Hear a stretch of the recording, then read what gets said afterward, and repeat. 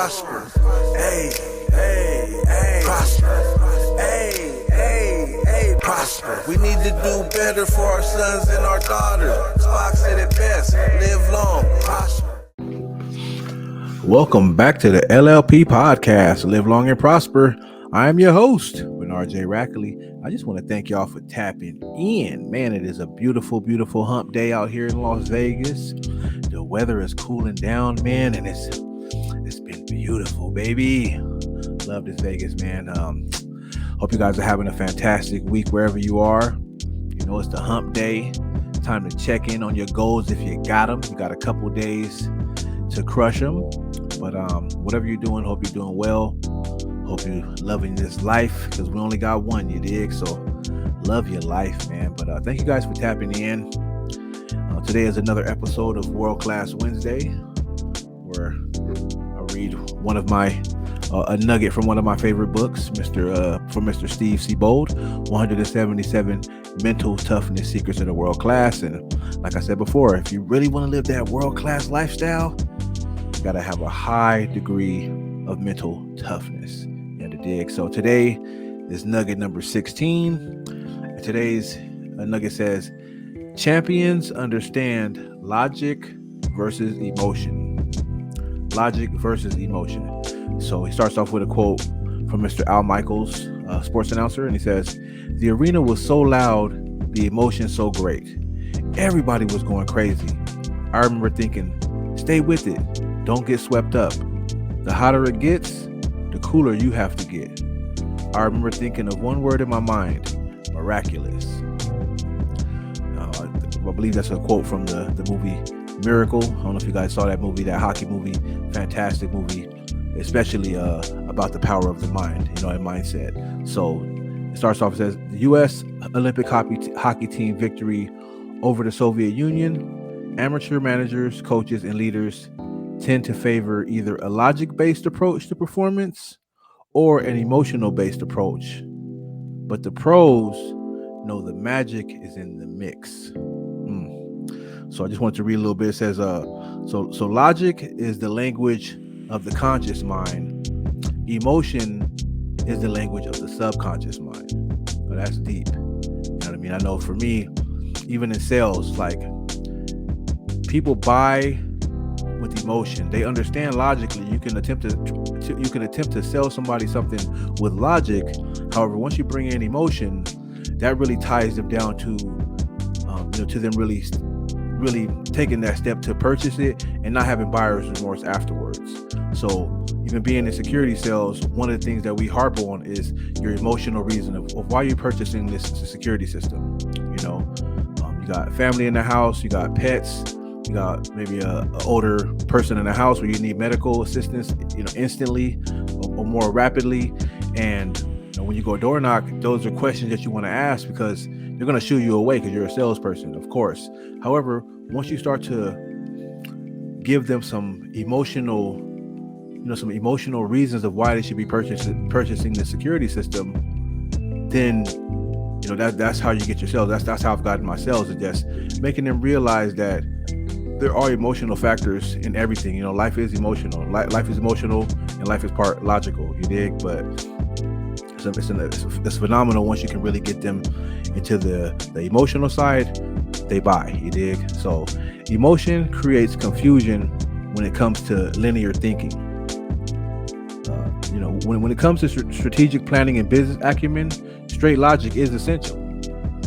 Emotion creates confusion when it comes to linear thought. This is why amateurs in the business world have repeated the idea that there is no place for emotion in business. That's true. A business is war. So a lot of times war has to be strategic. You can't operate in a battle, or if you get emotional in a battle, you can lose. If you ever studied any warriors, the more emotional warrior loses. You have to be logical when you're doing business, and business is war. So as human beings are emotional creatures driven by emotional motivators like love, recognition, belonging, pride, values, etc., etc. The list goes on and on. To ignore the role emotions play in performance is to disregard the power of the fire that burns within a person's soul. says the real distinction between amateur leaders and pros, that amateurs motivate through logic and great ones motivate through emotion. So just as a motivator, logically, if you want to make $1 million, logically it sounds good. However, if you wanted to make that, if you tied in some emotional reasons of why you want to make that $1 million a month or $1 million a year, I bet you have to get out there and get it done a little bit more rapidly. You dig?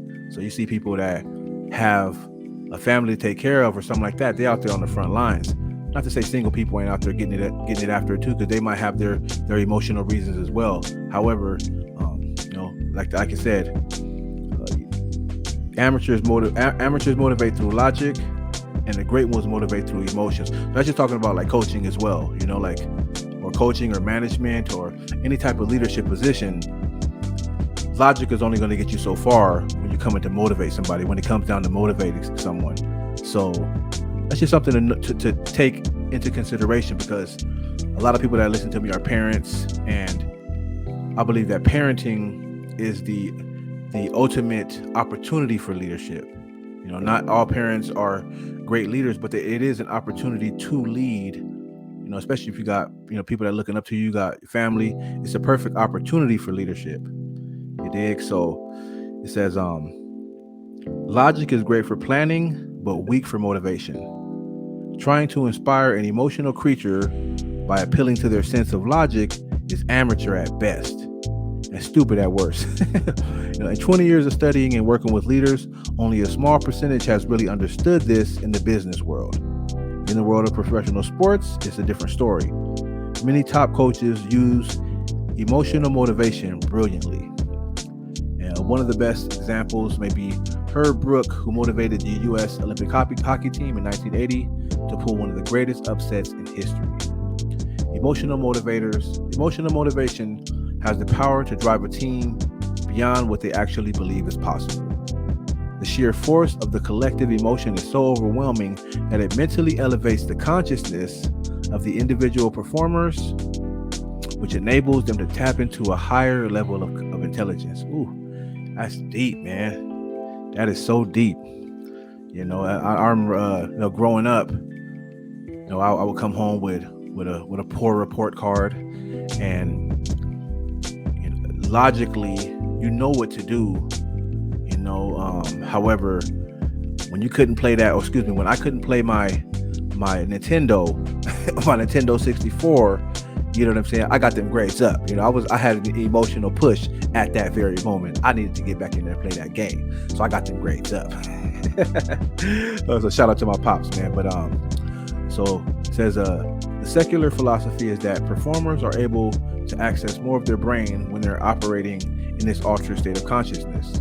The spiritual philosophy says that performers have raised their rate of vibration to the same frequency as the force that created the universe. While champions' belief in the source of power varies, they all know that the process begins with an emotional motivation. Emotional motivation, man. Wow, that's a great chapter. So the great ones understand logic versus emotion. However, like he said, the great ones understand that it is a blend. Logically, consciously, we know what to do. However, subconsciously, I believe that consciously we know things, but subconsciously we kind of don't, or it's better to understand it consciously, but have that deeper understanding of subconscious too. So, just like one of the things that I do or attempt to do is write my goals out in the evening before I go to sleep, to consciously understand what I want to do tomorrow, and then allow the subconscious to help me understand how to get it done, or give me inspiration of what steps to take to get those things done. So it's a blend of logic being the conscious mind and the emotion being the subconscious mind. You dig? So that's what I attempt to do most nights when I'm on my game. So man, that's been this week of World Class Wednesday.